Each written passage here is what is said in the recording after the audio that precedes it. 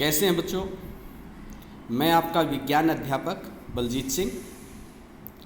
कल हमने ईंधन क्या है, अच्छा ईंधन कौन सा होता है, आदर्श ईंधन कौन सा होता है, ईंधन कितनी प्रकार के हैं, ठोस, द्रव और गैस, ईंधन की दक्षता क्या होती है और विभिन्न ईंधनों के ऊष्मीय मान जो हैं उनकी जानकारी प्राप्त की थी। आज हमारा टॉपिक है ईंधन के दहन से हानिकारक उत्पाद प्राप्त होते हैं। अब जो ईंधन हम जलाते हैं, चाहे कोयला जलाते हैं, पेट्रोल है, डीजल है, मिट्टी का तेल है, सीएनजी वगैरह है, इनसे कौन से हानिकारक पदार्थ जो हैं, कौन से हानिकारक उत्पाद जो हैं वो उत्पन्न होते हैं। सबसे पहला पॉइंट आपका है लकड़ी है, कोयला है या पेट्रोल है, ये सारे कार्बन ईंधन कहलाते हैं क्योंकि कार्बन से बने हुए हैं।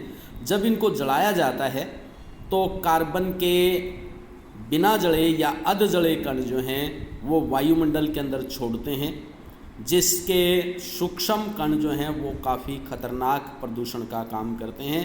अनेकों बीमारियां श्वास संबंधी, जिस तरह दमा है, इस तरह की बीमारी जो है इनके कारण से हो जाती है। ध्यान रखें, कोई भी कार्बनिक ईंधन जलता है तो कार्बन के बिना जले कण हवा में आ जाते हैं और जब हम सांस लेते हैं तो वो हमारे शरीर में पहुंच जाते हैं, जिसके कारण से हमारे शरीर में श्वास संबंधी बीमारी जैसे दमा वगैरह है, ये रोग उत्पन्न हो जाते हैं।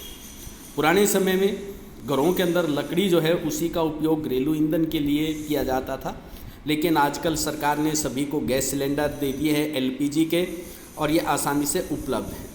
लकड़ी अभी भी बड़ी मात्रा में ग्रामीण क्षेत्रों में जलाते हैं क्योंकि लकड़ी जो है वो बिना पैसे के प्राप्त हो जाती है। कृषि अपशिष्ट, बछंटी वगैरह जो हैं वो भी हमें आसानी से प्राप्त हो जाते हैं, लेकिन सबसे बड़ा नुकसान इसका है, इसे बड़ी मात्रा में धुआं उत्पन्न होता है जो श्वास संबंधी बीमारियां जो है वो पैदा करता है। इसके बाद दूसरा हानिकारक उत्पाद, इन ईंधनों का यदि अपूर्ण दहन हो, एक तो होता है पूर्ण दहन हो जाए, पूर्ण रूप से जल जाएं, ऑक्सीजन पूरी मिले ईंधन को जलते समय। यदि ईंधन को जलते समय पूरी ऑक्सीजन नहीं मिलती है तो ईंधन का दहन पूर्ण नहीं होता है, अपूर्ण दहन होता है, जिससे इससे एक विषैली गैस कार्बन मोनोऑक्साइड गैस बनती है। और यदि हम इस कार्बन मोनोऑक्साइड गैस में ज़्यादा देर तक सांस लेते हैं, जिस तरह बंद कमरे में अंगीठी जला ली तो उससे कार्बन मोनोऑक्साइड गैस बनती है, यहाँ इससे मृत्यु तक जो है वो हो सकती है। इसलिए कभी भी कोई भी कार्बन युक्त ईंधन जला करके कमरे को बंद करके उसमें नहीं सोना चाहिए।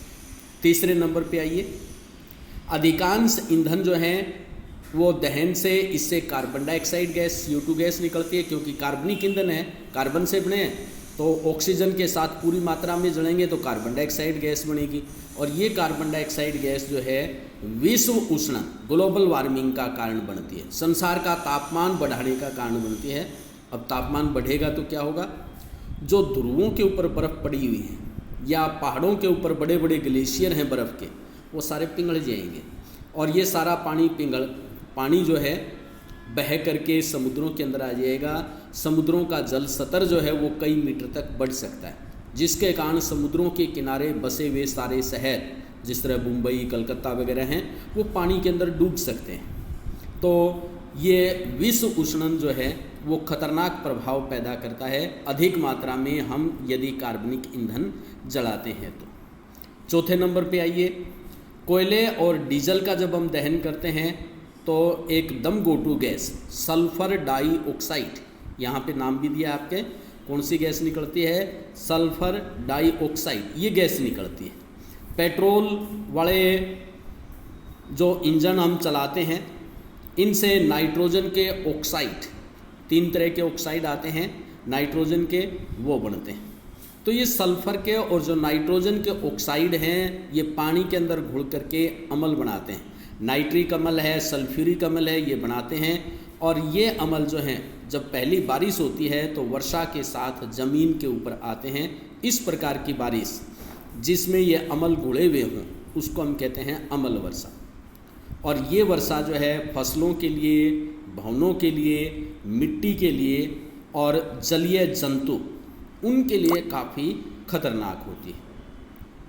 तो ध्यान रखें, चौथा पॉइंट हमारा है कि कोयले और डीजल को जलाते हैं तो सल्फर डाइऑक्साइड गैस निकलती है। पेट्रोल के जलने से कौन से ऑक्साइड, नाइट्रोजन के ऑक्साइड निकलते हैं। ये दोनों ऑक्साइड, सल्फर के ऑक्साइड भी और नाइट्रोजन के ऑक्साइड भी, जो जलवाष्प है उनके साथ मिलकर के अम्ल बना देते हैं।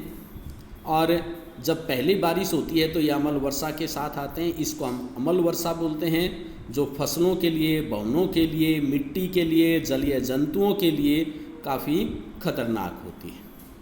तो आजकल जो है इससे बचाव के लिए ईंधन के रूप में डीजल और पेट्रोल के स्थान पर सीएनजी जो है उसका प्रयोग किया जा रहा है। सीएनजी पूरा नाम इसका याद रखना है, सपिंडित प्राकृतिक गैस, ये सीएनजी का पूरा नाम है।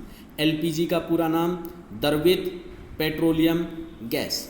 आजकल जो है इस सपिंडित प्राकृतिक गैस का उपयोग हम करते हैं, जिसमें सल्फर और नाइट्रोजन के जो ऑक्साइड हैं वो ना के बराबर निकलते हैं। तो ये अच्छा ईंधन माना जाता है पेट्रोल और डीजल की अपेक्षा। तो ये थे हमारे जो ईंधन हम प्रयोग करते हैं उन ईंधनों के हानिकारक प्रभाव। धन्यवाद बच्चों, इसी के साथ ये पाठ पूरा होता है।